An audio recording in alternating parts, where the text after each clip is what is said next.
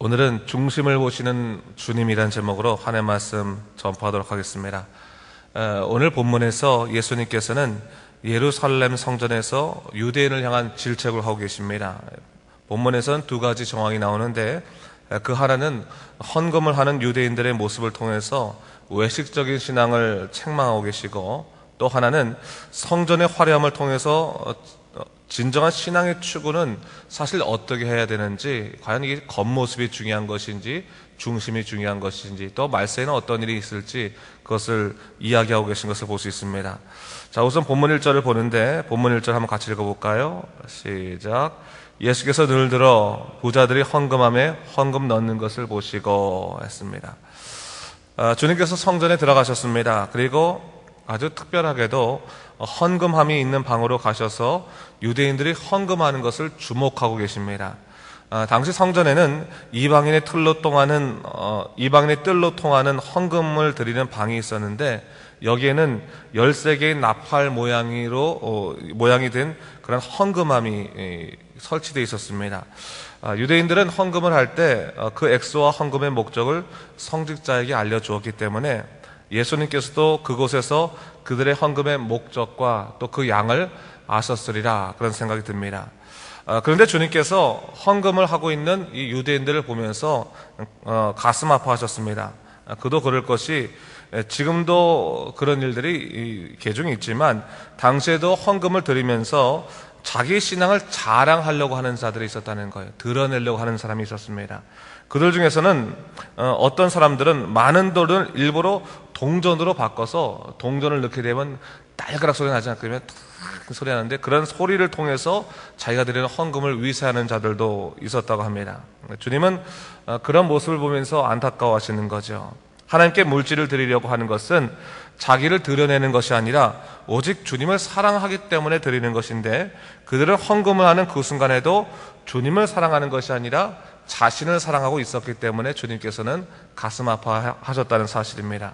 그런데 그때 한 여인이 주님 앞에서 헌금을 했습니다. 그녀는 성경을 보니까 가난한 과부였다, 그렇게 말하고 있는데, 2렙돈의 돈을 궤에 넣었습니다. 렙돈은 예수님이 있던 당시에 가장 작은 화폐였어요. 가장 작은 화폐의 단위였습니다. 그리고 탈무드에 의하면요, 당시에 헌금을 드릴 때 최소한 이것 이상은 드려야 된다고 하는 것이 얼마였냐면, 그게 2렙돈이었습니다. 렙돈 2개를 드리는 것, 하나도 드리지 못하고 2개가 가장 최소한에 드릴 수 있는 헌금의 양이었다는 거예요.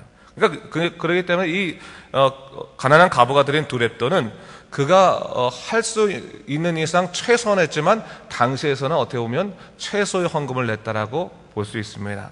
그런데 오늘 주님께서는 그 가난한 과부의 헌금을 보시고 이렇게 말씀하셨다는 거예요. 3절과 4절 말씀인데 한번 같이 읽어볼까요? 시작. 이르시되 내가 참으로 너에게 말하노니 이 가난한 과부가 다른 모든 사람보다 많이 넣었도다. 저들은 그 풍족한 중에서 헌금을 넣었거니와 이 과부는 그 가난한 중에서 자기가 가지고 있는 생활비 전부를 넣었느니라 하시니라 했어요. 주님께서는 이 가난한 과부의 헌금이 다른 자들의 헌금보다 더 많았다라고 말씀하셨습니다. 이것은 하나님께서 기뻐하시는 헌물은 양에 있기보다는 그 마음의 중심에 있다는 것을 얘기하고 있는 거죠. 사실 2렙돈을 헌금을 했다고 한다면 그 옆에 있는 사람들은 2렙돈을 넣었던 것을 또 알고 있었을 터이고, 또 이 가난한 과부도 이 2렙돈을 넣을 때 얼마나 마음이 속상하고 또는 어떻게 보면 창피할 수도 있지 않았겠습니까? 근데 주님께서는 그녀의 그 겉모양을 본 것이 아니라 그녀의 속마음을 봤다는 겁니다.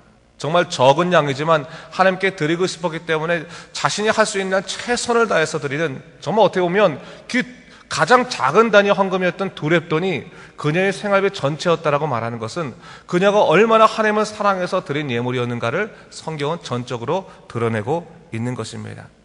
여러분, 우리가 이 본문을 보면서 놓지 말아야 할 것은요, 그녀가 생활비 전체를 더 넣었다라고 하는 그런 완전한 헌신에서 보면 안 됩니다. 사실은 이 말은 뭐냐면 헌금의 순수성에 대해서 주로 얘기하는 것입니다.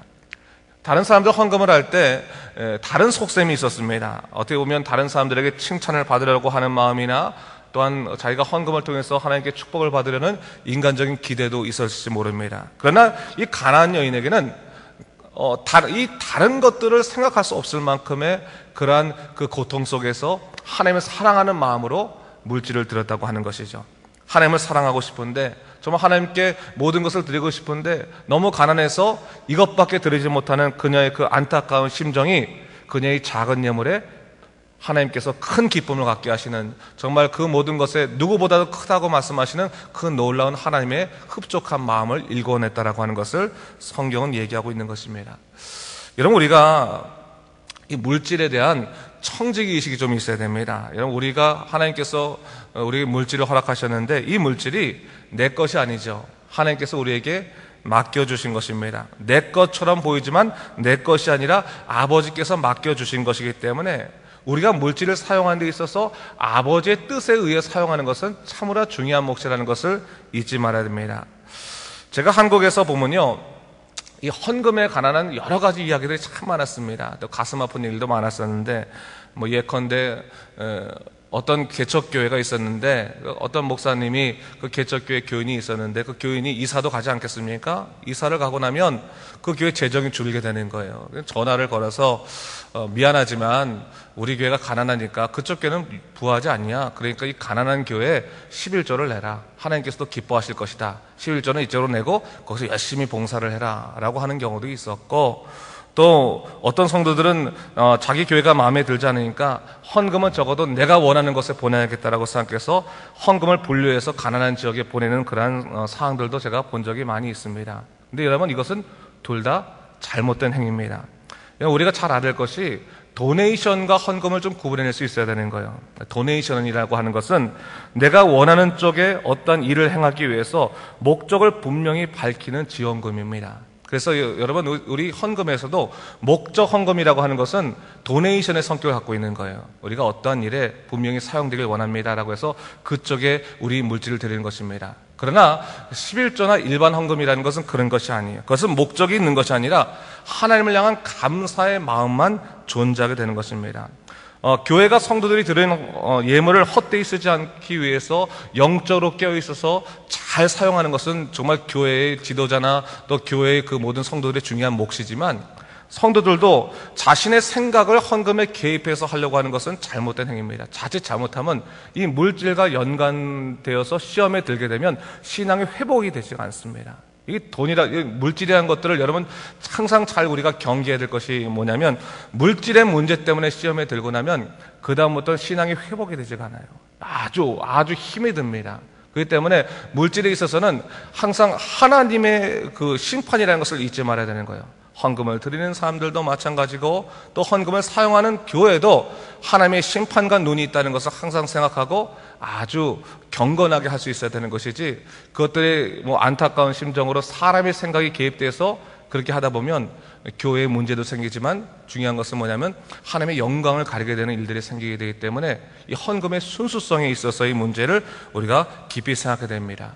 오늘 가난한 과부는 그저 하나님을 생각함으로 감사하는 마음으로만 물질을 바쳤다는 거예요. 하나님을 생각하는 그 마음으로 주님께 드렸다라고 하는 것을 얘기하고 있습니다. 그러면서 5절서부터는요, 독특하게 이 헌금에 대한 그런 교훈과 성전에 대한 교훈이 나와 있습니다. 주님은 화려한 성전을 보시면서 6절 말씀에 보니까 이것들이 날에 이르면 돌 하나도 돌 위에 남지 않고 다 무너뜨려지리라 하셨습니다.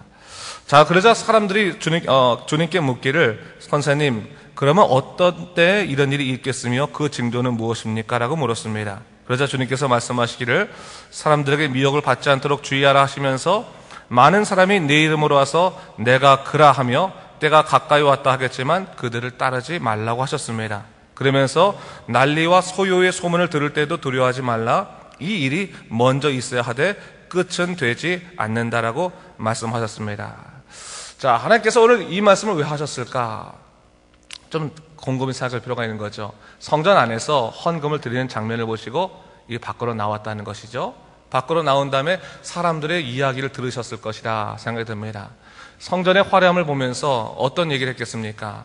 자, 우리가 그 충성을 해서 이 아름다운 건물을 지었다면서 건물에 취해 있는 그런 모습들을 보였을 거라는 사실입니다. 근데 여러분, 우리가 알아야 할 것은 하나님의 건물이라는 것은 화려하고 화려하지 않고 그런 면을 가지고 평가를 해서는 안 됩니다. 중요한 건 우리의 충성이 어디에 있는가, 하나님만은 본질적인 신앙의 중심이 되어 있어야 하는 것이지 사람의 만족을 위해서 교회를 짓는 것이 아니라는 것을 언제나 잊지 말아야 되는 거예요.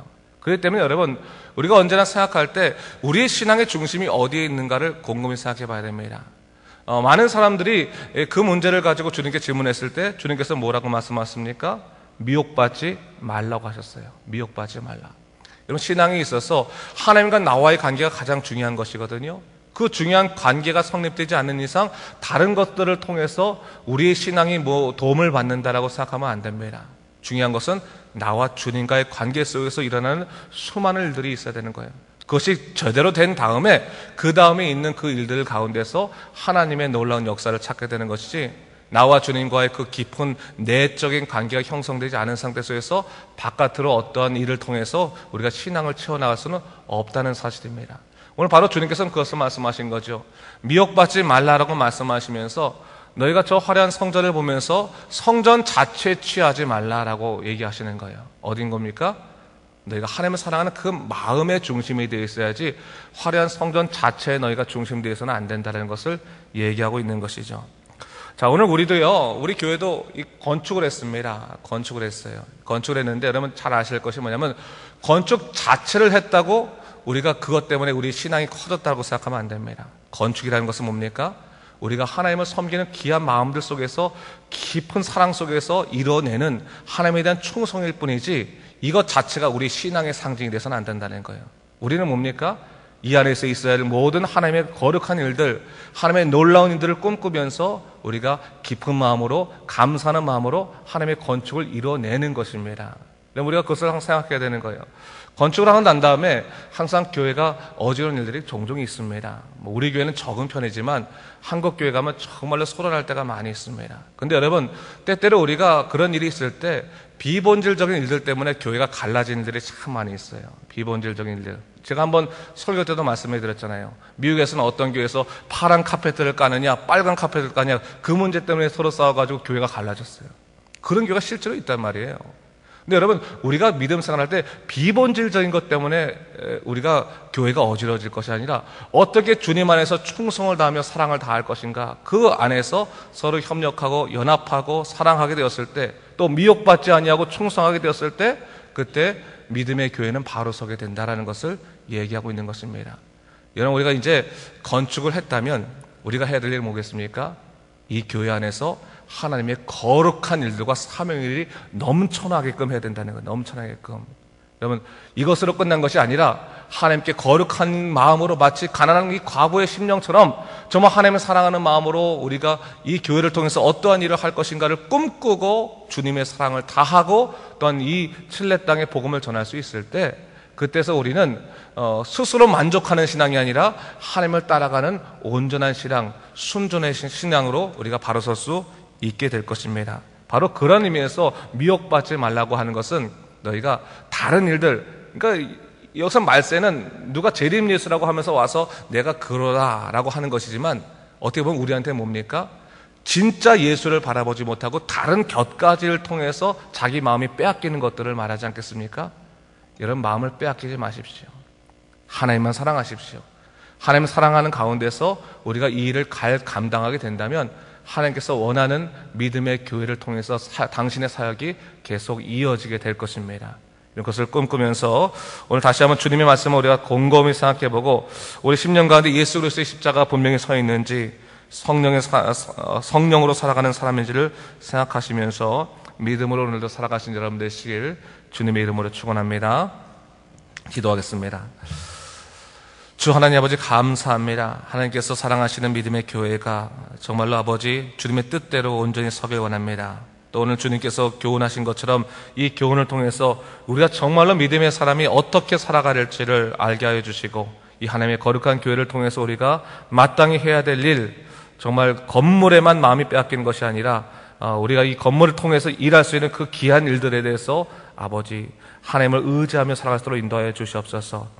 오직 주님만을 위해 살아가는 믿음의 사람들에게 도와주시옵소서. 감사드리며 예수님 이름으로 기도드립니다. 아멘.